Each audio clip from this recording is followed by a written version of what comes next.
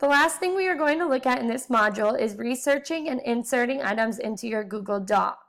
With your Google Doc already open, you can access the Explore tool in the Tools menu located at the top, or the easiest way to access the Explore option is with the star icon located in the bottom right corner of your document. Click on the star icon. When you click on the star icon, the Explore option will have done the search for you already and identify a number of topics that it found in your document, as well as a number of images that it found relating to your document.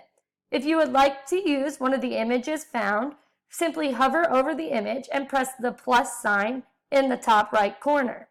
This will insert the image into your Google Doc, and then you have the freedom to edit it and move it wherever you would like within the document.